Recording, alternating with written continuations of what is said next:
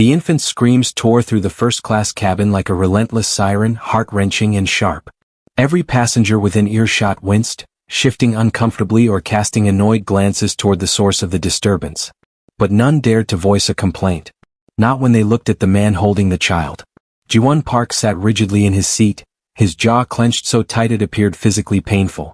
The custom-tailored charcoal suit that normally made him look untouchable now seemed to restrict him like a cage. His normally cold, calculating eyes held a flicker of something completely foreign to his nature, raw, unfiltered panic. The baby, his daughter Hannah, continued to wail, her tiny fists flailing against his chest. She was 3 months old, and for every second of those 3 months, Ji-won had been grieving. It had been 3 months since his wife, Min-ji, had taken her last breath bringing this child into the world. In that time, Ji-won Park, one of the most feared men in the Korean-American underworld, had discovered he was completely helpless. "Sir," one of his security team leaned in, whispering, "we could request an emergency landing. Find a medical professional." "No," Ji-won's voice was like silk-covered steel. "We stay on schedule." But the baby did not care about schedules. She did not care that her father controlled a vast criminal network or that powerful men trembled at his name. She only knew hunger and the absence of the maternal warmth she had known for those precious few moments before it was stolen away. Ji-won had tried everything. The expensive bottles, the specialized formulas, the pacifiers she rejected with surprising force. Nothing worked. 4 rows ahead, Katrin Walsh heard those cries and felt her own body respond with an ancient, instinctive ache. Her breasts throbbed with a sympathetic letdown, and milk threatened to soak through the nursing pads she still wore out of habit. It had been 7 months since she had held her own son Ryan. 7 months since his heart had simply stopped in the middle of the night. Sudden infant death syndrome, a clinical label for a mother's total destruction. Katrin was a pediatric nurse, but she hadn't been able to return to the NICU since the funeral. Watching other people's babies thrive while hers lay in the ground was a torture she couldn't endure. She was currently flying home from a grief counseling retreat, trying to find a reason to keep breathing. As the baby's cries intensified, taking on a desperate, rhythmic quality, Katrin's professional instincts finally overrode her personal agony. She unbuckled her seatbelt and stood up. The flight attendant tried to stop her, but Katrin was firm. "I'm a pediatric nurse," she said. "That baby is in distress. Let me help."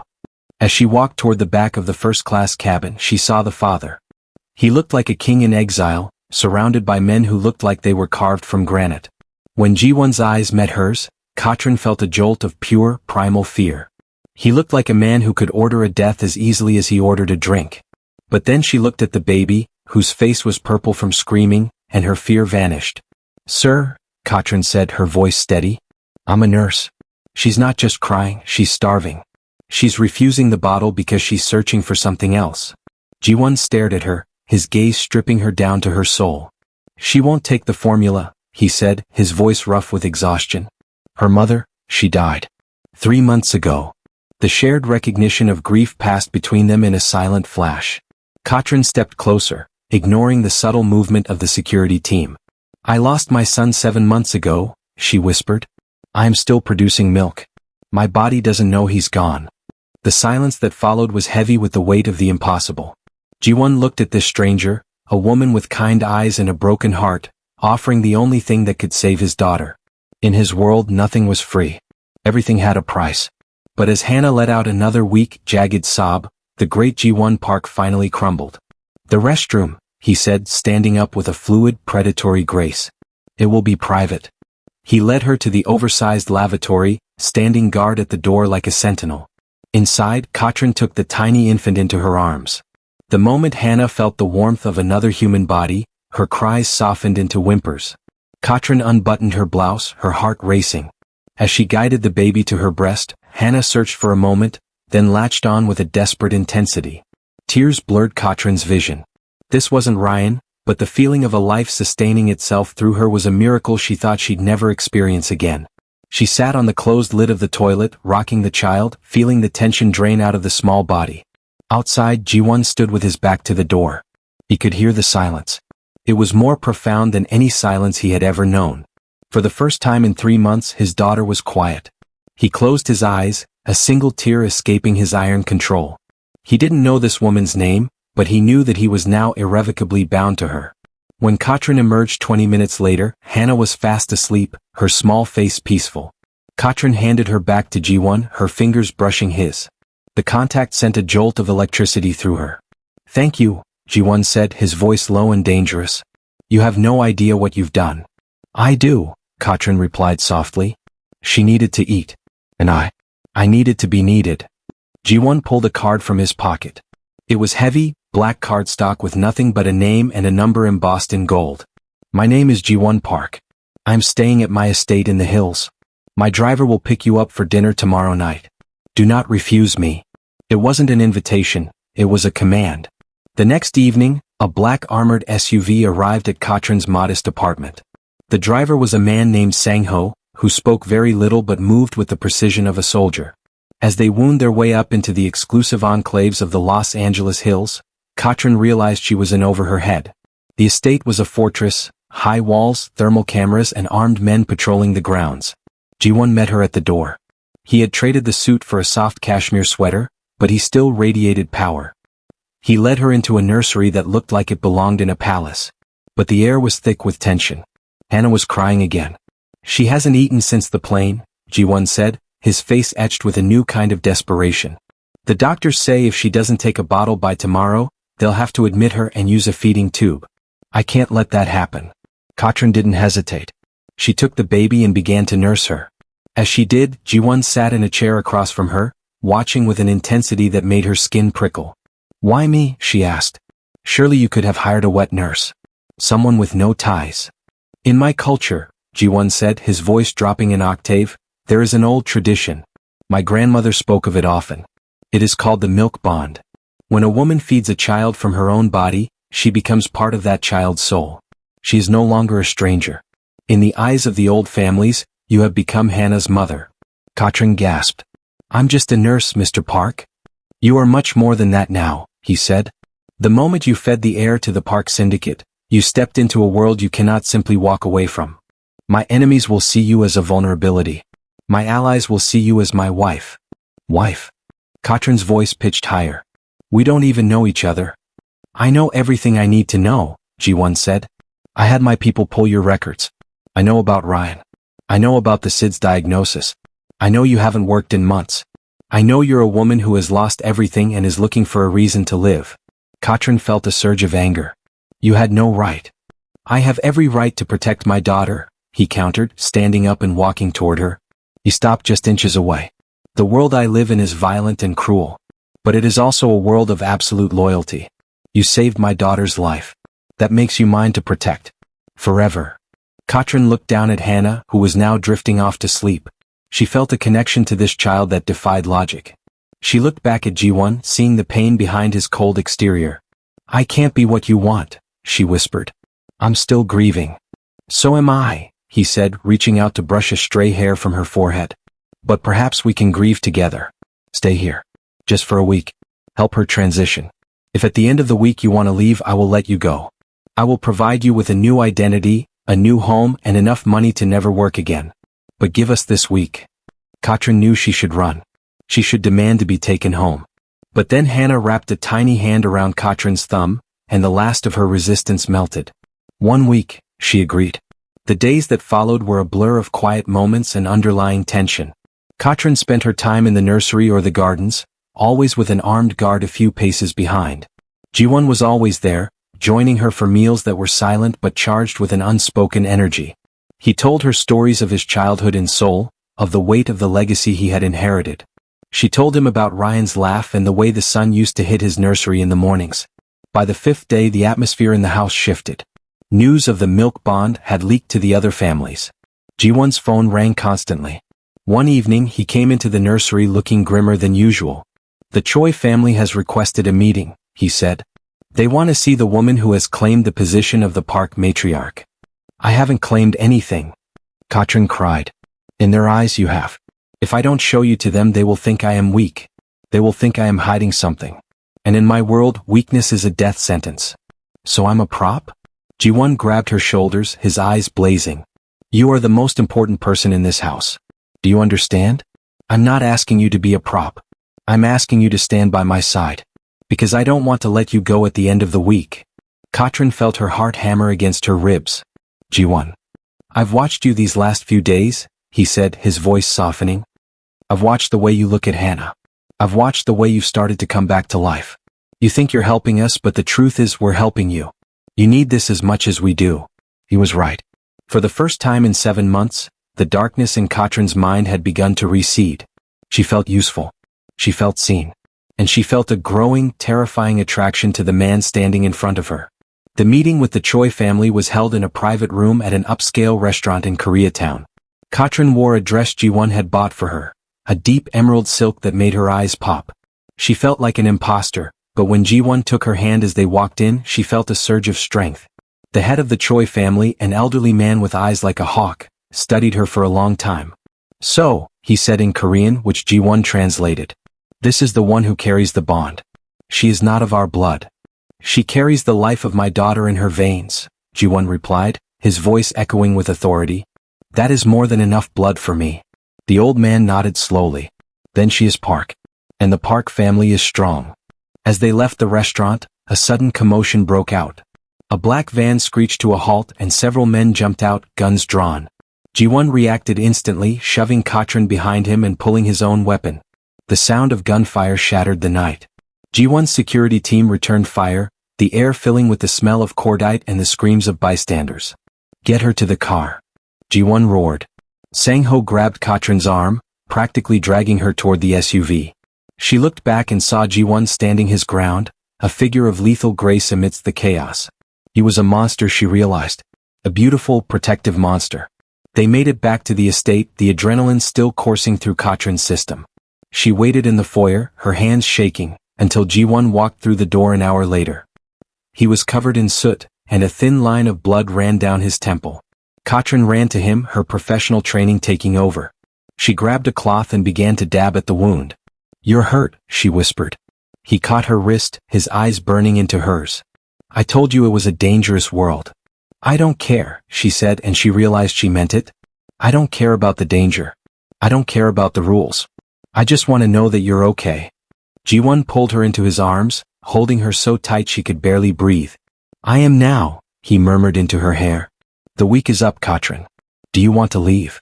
Katrin thought about her empty apartment. She thought about the cold silence of her old life. Then she thought about the warmth of Hannah in her arms and the weight of Ji-won's hand in hers. No, she said. I'm not going anywhere. Ji-won leaned down, his lips brushing hers. It was a kiss that tasted of salt and iron and hope. It was the beginning of something neither of them understood, a bond forged in milk and blood and the shared language of loss. As they walked up the stairs toward the nursery together, the house was quiet once more. The guards were at their posts, the cameras were humming, and the world outside was waiting to tear them apart. But inside, for the first time in a long time, the Park family was whole. The transition from a nurse to a matriarch was not an easy one.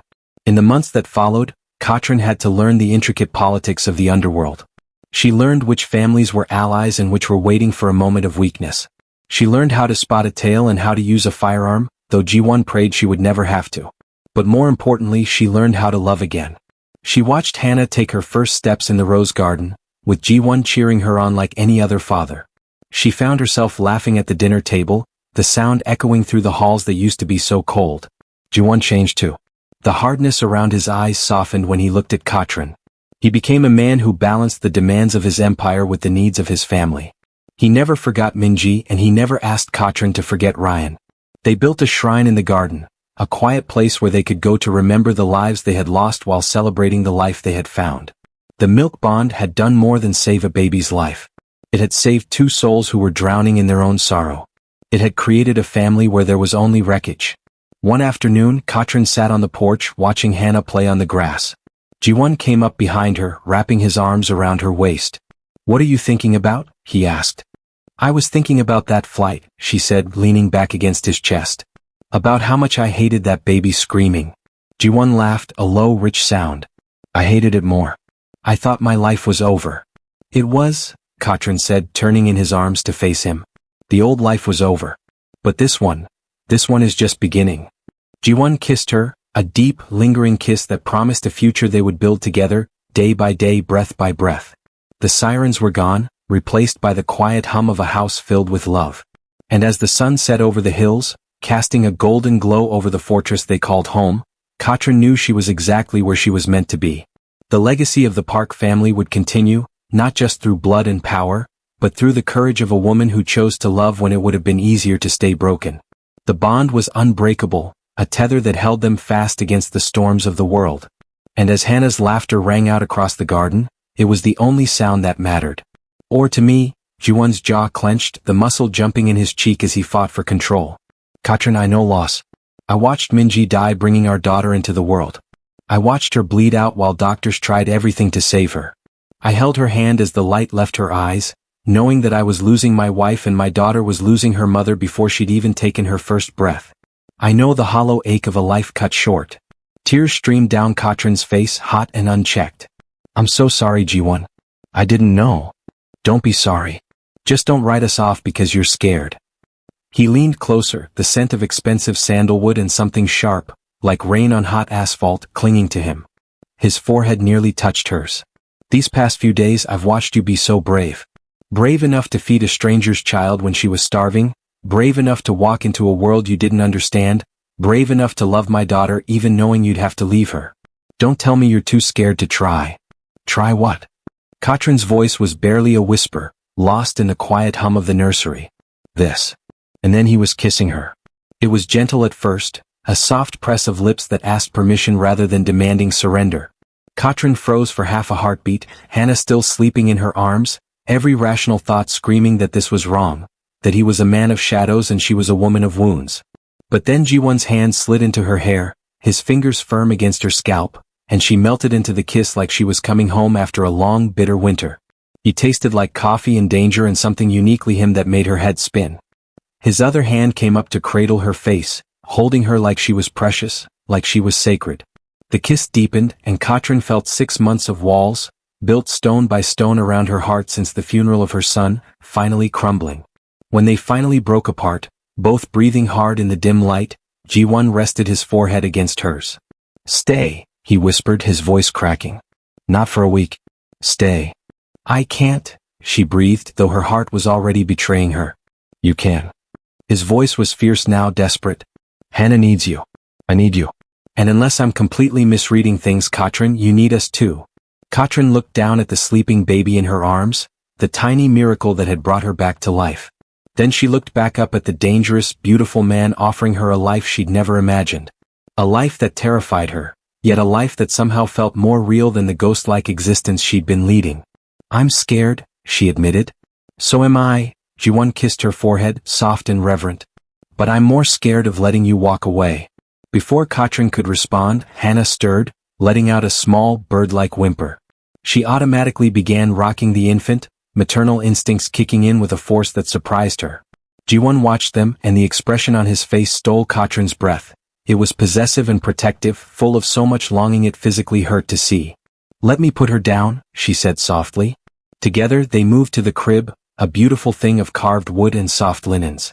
She laid Hannah down gently, and Jiwon immediately adjusted the blanket, checked the baby monitor, and performed all the little rituals of a father who'd been doing this alone for 3 months. When he straightened, Katrin was right there.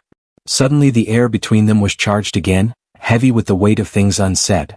The nursery lights were dimmed, Hannah's soft breathing the only sound in the vast mansion. They were alone in this bubble of domesticity, and Katrin felt the last of her resistance vanishing. I should go to my room, she said, but she didn't move an inch. You should, Jiwon agreed, his eyes dark, also not moving. We need boundaries. We do. This is happening too fast. It is. But when his hand found the small of her back, pulling her flush against him, Katrin didn't resist. When he kissed her again, deeper this time, with the hunger of a man who'd been holding back for an eternity, she kissed him back with equal fervor. They stumbled away from the crib, mindful of the sleeping baby, until Katrin's back hit the wall and Jiwon was pressing against her, all hard muscle and controlled power. Tell me to stop, he murmured against her lips, his breath hot. I should, Katrin breathed. But will you? Katrin looked up into his eyes, those dark, dangerous eyes that somehow made her feel safer than she had in months, and made a decision that would change everything. No. The word was barely out before his mouth was on hers again. All she could feel was his warmth, his strength, the way he held her like she was the anchor in his turbulent world. When they finally broke apart, Ji-won rested his forehead against hers. 2 more days, he said. Your contract gives you 2 more days before you're free to leave. Yes. If you still want to leave after that, I won't stop you. I'll honor our agreement. His hands framed her face, forcing her to meet his gaze. But Katrin, I'm going to spend those 2 days convincing you to stay. I'm going to show you that what we could have, what we could be, it's worth the risk. And if I still want to leave? Pain flickered across his sharp features, but he nodded. Then I'll let you go. I'll make sure you're protected, set you up somewhere safe where the other families can't touch you. But I'll let you go. Katrin searched his face, looking for lies, for manipulation. But all she saw was honesty and a vulnerability that this powerful man probably showed to no one else on earth. Okay, she whispered. 2 days. Something fierce and possessive flashed in Ji-won's eyes. 2 days, he repeated. Then he kissed her once more, soft and reverent, before forcing himself to step back. Get some rest. Hannah will be hungry in a few hours. Katrin slipped out of the nursery, her mind spinning. She was falling for a man who had more blood on his hands than she wanted to know about. But God help her, when she was in his arms, none of that seemed to matter. She locked her bedroom door and leaned against it, one hand pressed to her racing heart. 2 days. In 2 days, she'd either be walking away from the first man who'd made her feel alive since her son died, or she'd be stepping fully into a world of shadows. Down the hall, Ji-won stood in the nursery watching his daughter. For the first time since Minji's death, he felt hope. Katrin Walsh had walked into their lives like an answer to a prayer. He pulled out his phone and sent a text to Taemin. Cancel all meetings for the next 2 days. I'm not to be disturbed unless the city is burning. The game was on. And Ji-won Park never lost. Not when it mattered this much. Katrin woke to chaos. An explosion shattered the pre-dawn silence, rattling the very foundations of the mansion. She bolted upright, heart hammering against her ribs. Her first thought was Hannah. She ran barefoot across the hall into the nursery, finding Ji-won already there, his daughter clutched protectively against his chest. What's happening? Katrin's voice trembled. They made their move. Ji-won's face was carved from stone, the vulnerability of the night before replaced by the cold boss. The Choi family. They just bombed my warehouse in Koreatown. Taemin burst through the door, blood streaking his temple. Boss, it's a distraction. They hit 4 locations simultaneously. And they left a message. He glanced at Katrin, hesitation clear. Say it, Ji-won commanded. They want the woman. They said if you don't hand over the wet nurse by midnight, they'll level every property you own. The room spun. This was her fault. Her presence had painted a target on this family. Give me to them, she said, the words tumbling out. If it stops the war. No. Ji-won's voice was absolute. He handed Hannah to Mrs. Kim. Take her to the safe room. Now. Then he was in front of Katrin, gripping her shoulders. Listen to me. You are under my protection. That means I would burn this entire city to the ground before I let anyone take you. Do you understand? Katrin saw the monster everyone feared. His eyes had gone black and cold. But his hands remained gentle. They'll kill you, she whispered. They'll try. A dangerous smile curved his lips. But Katrin, I need you to trust me. Can you do that? Looking into his eyes, she found herself nodding. Good. He pressed a hard kiss to her forehead. Taemin will take you to the safe room. Stay there until I come for you. Don't open the door for anyone else. Ji-won. I'll come back. He cupped her face. I promise you I will come back. We have 2 days left, remember? Ji-won disappeared into the chaos, leaving Katrin with Taemin. They retreated to a high-tech safe room hidden behind the wine cellar. As hours passed, Katrin rocked a sleeping Hannah, her mind a frantic loop of what-ifs. Mrs. Kim watched her, eyes soft but weary. You love him, she noted quietly. I barely know him, Katrin countered. And his world is terrifying. My husband died for this family, Mrs. Kim said, but our years were full of light. Ji-won looks at you like you're his salvation, Katrin. Suddenly the lights flickered and died, replaced by the crimson glow of the emergency generator. Red light bathed the room as muffled gunfire echoed from above. Then a violent explosion shook the safe room door. Go. Mrs. Kim shoved Katrin toward a tunnel hidden behind a bookshelf. Keep Hannah safe. Katrin fled into the dark, the sounds of gunfire fading behind her. She emerged into the woods, only to be intercepted by an SUV. Before she could scream, a cold-eyed man grabbed her. A cloth was pressed to her mouth and the world went black. Katrin woke in a decadent mansion 60 miles away. Hannah was safe in a bassinet nearby, but the man from the woods, Donghyun Choi, stood over them. Ji-won Park destroyed my family, he spat. Now he has a weakness. He'll trade everything for you and then I'll kill him. At dusk, Choi forced Katrin to the window. Below, Ji-won stood alone in the courtyard, unarmed. Sign over your empire and they live, Choi shouted. Done, Ji-won replied instantly. Just don't hurt them. Choi sneered, pressing a gun to Katrin's temple. You have to die anyway, Park. Time slowed. Katrin saw Ji-won reach for a hidden ankle holster as she bit Choi's wrist. The shot went wide. Within seconds, Ji-won's men stormed the room. Ji-won was a blur of lethal motion, taking Choi down with a crushing blow. He leveled his gun at the old man's head, eyes dark with murderous intent. Ji-won, don't, Katrin cried out. Hannah needs the man, not the monster. The silence was agonizing. Slowly, Ji-won lowered the gun. Take him to the council, he ordered. He crossed the room, pulling Katrin and Hannah into a fierce embrace. I'm done with the empire, he whispered. I'm taking my family and walking away. Stay with me. Be my wife. Yes, she whispered, tears blurring her vision. 6 months later, they stood in a small church in the Oregon wilderness. Katrin wore ivory and Hannah was a chubby, happy flower girl. They had traded a criminal throne for a 40-acre farmhouse. During the reception, a visitor arrived. Mr. Song, a representative of the council. He handed Ji-won a wax-sealed envelope. Your retirement is sanctioned. You are truly free. The council respects a love that can bring a man like you out of the shadows. Your wife earned this for you. As the car pulled away, they stood in the driveway of their new life. It's really over, Katrin breathed. Just us and Hannah, Ji-won smiled. And maybe a sibling soon?